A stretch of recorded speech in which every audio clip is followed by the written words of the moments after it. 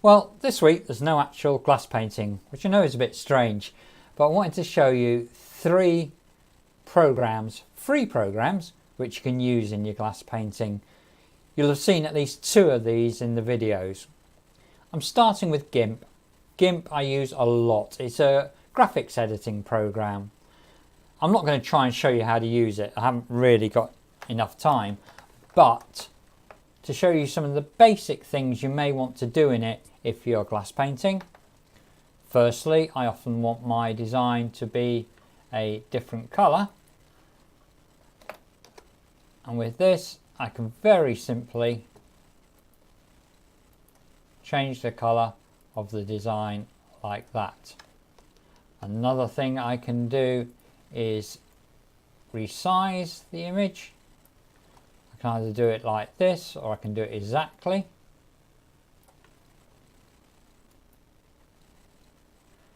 And yet another thing I can do is bring another image into it and combine 2 images. So let me just nip over here, copy this one back to here, and I'll paste it in as a new layer. That's not very good. One right on top of the other, so we'll move one of them down like that.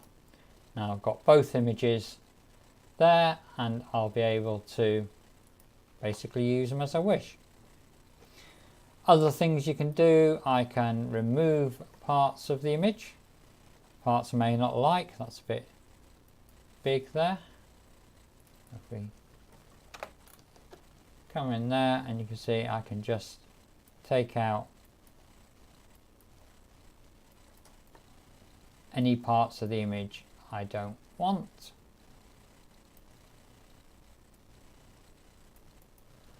And likewise, I can use the paintbrush, and I'll take its size down again to put in any extra bits I would like. And this is how I make a lot of my designs, sometimes basing them on old ones of mine, sometimes basing them on things I found on the internet or taken photographs of, etc. And I'll just play around with them in GIMP, get them to the right size, right colour, etc, etc, and then print them out.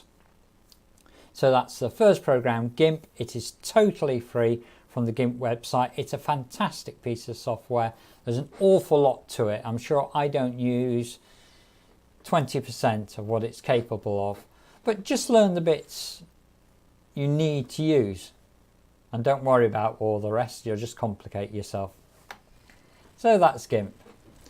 The second program I want to mention is XNView. Now, this is free for personal use, but if you want to use it for a business, then you have to buy a license. But it's free for personal use. I use it as a library for all my images and designs. What it does is scan your computer, bring all the images in, doesn't make new copies, it just a different way of looking at your folders and the files inside them. So if I go into this, it shows me all my design files in this section.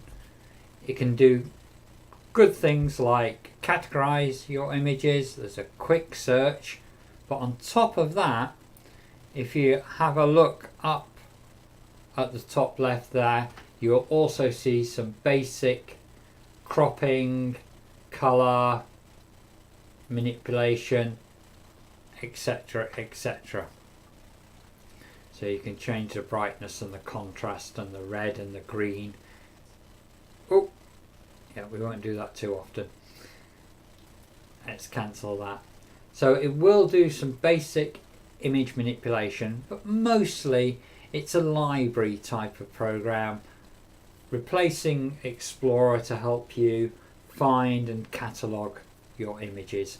And it's really useful if you have a lot of images on your computer, like I do. Right, let's go to the final program. You may have seen me mention this program before. In fact, we used it a while ago in a frame project. I'll try and put a picture of that on. And this is the program I made the design in. Now it's actually quite complicated. I can get a design up, no problem. Getting it how I want it is slightly more of a problem. Excuse me, I'm just counting. And you can see here, I'm building up the design. There are so many choices on this program, and that enables you to make the design exactly how you would like it. Let's have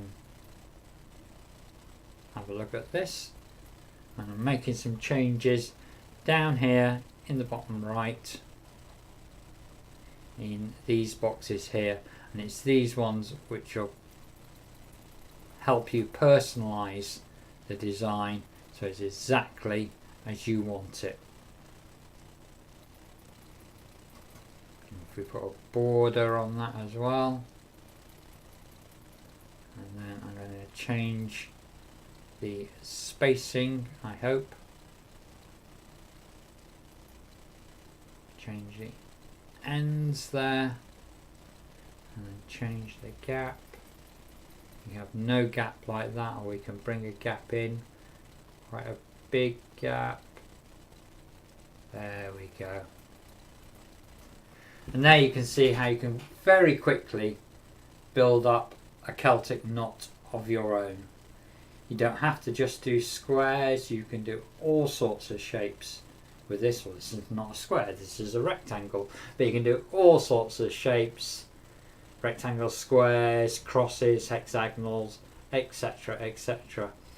It will take a bit of getting used to, especially to get your design as you want, but have a play with it and you'll be able to make up some good designs of your own, and then you'll be able to print them off and glass paint them.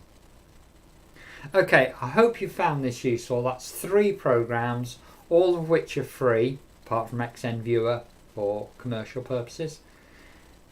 I'll put the links to download them on our website, and hopefully they will help you with your glass painting.